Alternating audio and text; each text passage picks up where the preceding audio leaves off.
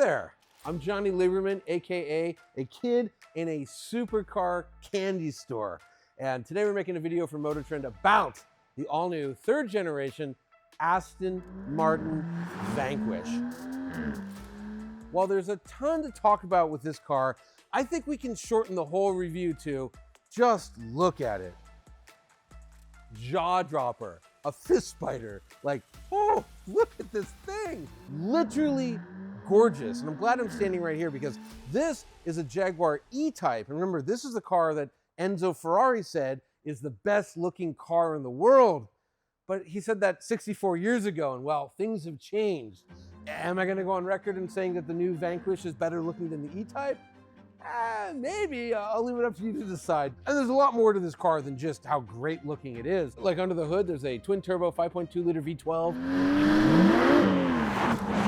That makes 824 horsepower and 738 pound-feet of torque.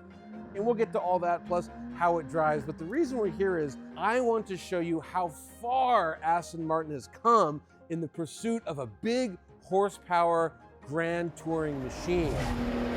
Check this out. This is the second generation Aston Martin Vanquish. And I was actually on the launch of this thing, which was over a decade ago.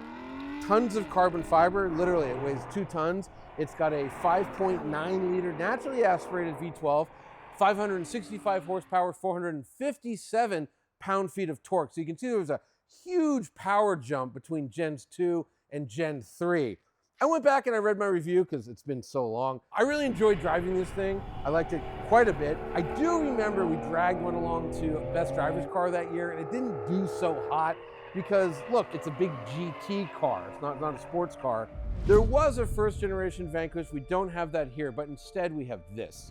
This is the Aston V550. I think technically it's called the Aston Martin Vantage SC V550, but don't worry about that. They made 239 of these things. This is one of them. Super rare. Back then, Aston didn't have a V12, but they wanted to compete with brands like Ferrari and Lamborghini who did have V12. So what do? You take your 5.3 liter V8, put a supercharger on it. You know what? Why do a supercharger when you can do 2 superchargers? Look at that, 1, 2. And that means this car makes 550 horsepower and 550 pound-feet of torque, which back in the 90s was absolutely insane. That's when a Viper made, 400 horsepower and people were going crazy. Like, can cars even get more powerful? And this is making 550.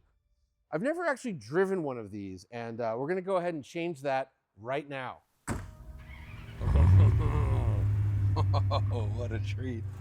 I'm an old Aston fan from back in the day, and this is just one of those unicorn cars that you read about and you just figured you'd never see one, let alone drive one, and yet here we are. Yeah, baby. Yes, sir. Woo! Man, old school muscle car, just mean. Very interesting with the twin superchargers, crazy induction noise. So yeah, we mentioned, 239 ever made, and that might sound like such low production numbers, but remember, over the 15 years that the Countach was in production, they made like 1,500 of them. So just back then, the global appetite for cars like this, it just wasn't there. But no matter, 2 superchargers. I mean, what is not to love? So what is this thing? Well, after the original V8 Vantage went out of production, Aston began building the Vantage, which was a carryover motor, made a little bit more power. Body looked about the same, but it was a car to smoke cigars in rather than a real sports car or grand tour. It was more of a muscle car type situation. But, obviously you want to compete with Ferrari and Lamborghini and even Maserati to some degree. So, 2 superchargers, boom, you've got the V550. And what a great formula. I mean, add more power, add more leather, add more handling, add more everything. How can you argue against a car like the V550? It's just incredible. And we know it was incredible for the time. Of course, then we get to what Aston Martins are like today. And remember, what they're really trying to do is they're not trying to beat Ferrari with like, you know, the power game. They're just trying to beat Ferrari in terms of desirability. What we're going to do now, though, is we're going to sadly exit this thing and happily get into the new 2025 Aston Martin Vanquish, and we'll see how far the company has come in 3 decades of building huge power, front engine, grand touring machines. So let's go do that. Let's drive this thing a little bit more. Then we'll go do that. Oh! Before I jump inside, I thought just take a second and point out some of the amazing design details of the Vanquish, because this, again, is one of the best looking cars I've ever seen, certainly of the last 25 years. A couple standard tricks Aston Martin employs to make it look so good. One is a huge dash to axle ratio. What is that? All right, well, here's the axle. Steering wheel is basically the dashboard. The longer you make that, the more eyes interpret it as a good looking vehicle. It goes straight back to that Jaguar E-Type. Speaking of the E-Type, another trick is you want the roof to be about as high as the wheel stacked on top of itself. And I bet you they did it to the millimeter. Just textbook design 101. You could teach a course with this car. A couple other cool things. Classic Aston Martin face, perfect. Don't change a thing, it's great. You have these cool extractors here. Hey, 12 cylinders, 1, 2, 3, 4, 5, 12 holes in the hood. That's awesome. Look at this reverse NACA duct. What's a NACA duct? Think Countach, right? It's an intake on a mid-engine car that pulls air in. Well, here, this is generating so much heat, you want to get air out of it. So it does that. It looks super cool. It just kind of elongates the car, improves that dash to axle ratio. It's awesome. You get back here to these hips, I mean, voluptuous. Think Jessica Rabbit, think Christina Hendricks and Mad Men, right? I mean, it's cartoonish and over the top and gorgeous, and we love it. The taillights, these are the best Aston Martin taillights since the Vulcan. They're so cool, love them. The only thing I've heard people on the internet critique is this body colored panel here on the rear. I like it. You can get it contrast, you could get it in black, body colored here. I would say this, it's different. People, you know, change is always upsets people, but if you think about the DB9, the DB11, the DB12, the rear starting to look kind of the same. They did a drastic change here, and I think it looks great. And of course, for the US market, these bumperettes, they come right off. Other countries don't need them. I think they look really cool, kind of like little Tetris pieces. But again, what a wild design. Last thing I'll point out is the quad tailpipes. They're at a great angle, almost this 45-degree angle, which kind of like chops down the visual mass of the rear.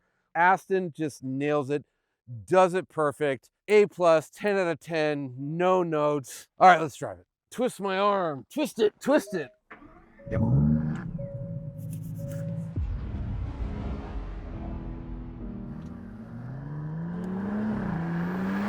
Well, you don't have to be a scientist to observe the fact that Aston Martin has come a long way in the last 30 years.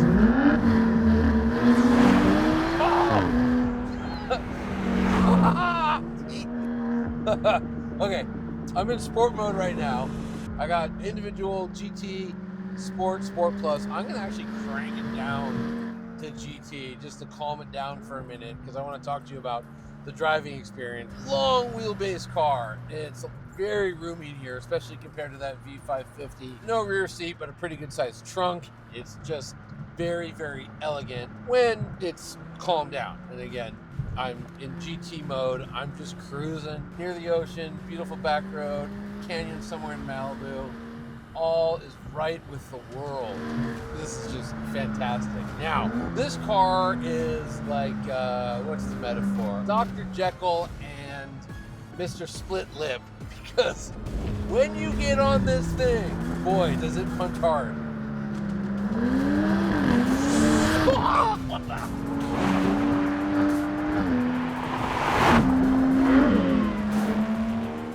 So much torque, and it's just going to the rear wheels. Last car I drove that reminded me of this was the Pagani Utopia. Oh, this sounds better. Ah! Oh, big carbon brakes. Stop car real good. Whew. What a monster. If you were to buy the competing Ferrari, right now it's the 12 cylindry, what more would you get? Well, it wouldn't look any better, we know that. It would be naturally aspirated, so you'd have a little bit more horsepower, but you'd have much less torque. And I mean, 738 foot-pounds just to the rear wheels is epic. It just hits. If you were to look at the numbers, like we tested this thing at 0 to 60 is like 3.3 seconds, quarter mile, 11.2 at 131 miles an hour, something like that. It's 23.3 seconds around the figure 8. Like, they're okay numbers. They're not like crazy numbers. You know, a Corvette C8, not even the Z06, just the base one, probably, you know, makes the same numbers. I know it's quicker to 60, but this car ain't about those numbers.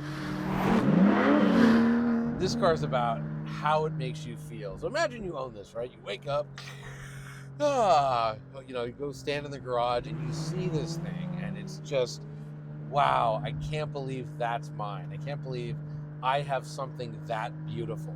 And there's very few cars in the world you can say that about. This is definitely one of them.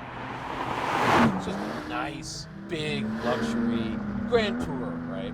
Then you take this dial right here and you put it into Sport or Sport Plus, and it's taking the blue pill. It's drinking the serum. It's shooting up the roids. Something happens. It is just transformed. It's such a beast of a car. Such a beast of a car. Oh, yes!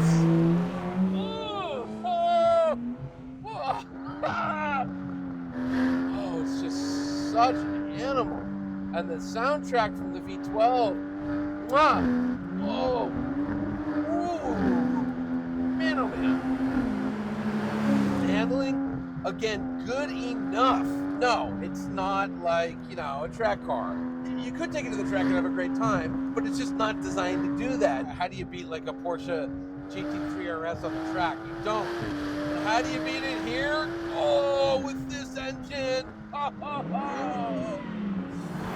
Oh, that's so good. Oh, that's something you just don't get from a Porsche.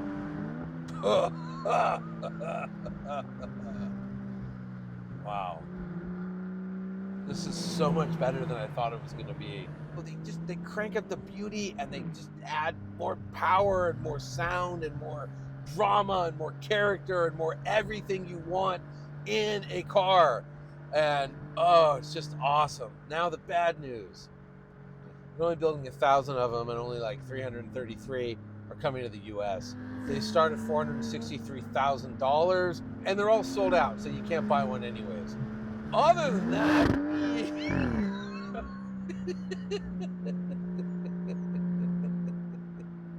oh, I would like to have this car.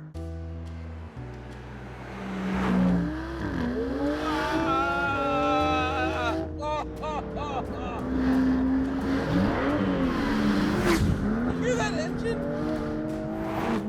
Oh, and it just does, it's such a good party trick where it like, the rear is not out of control, but it's just so torquey and just twisting on this stiff body that it's moving around. Front is planted, you're in control, but it gives you a split second of feeling like, whoa! But, oh, it's just great. Just phenomenal. Wow, Aston, I'm proud of you. I've been waiting a long time for this car from you. This is it.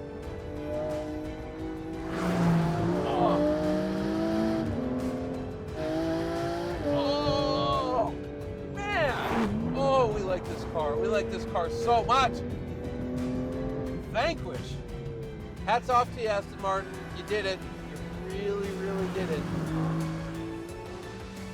What's the Ferrari going to do that this doesn't do? You tell me.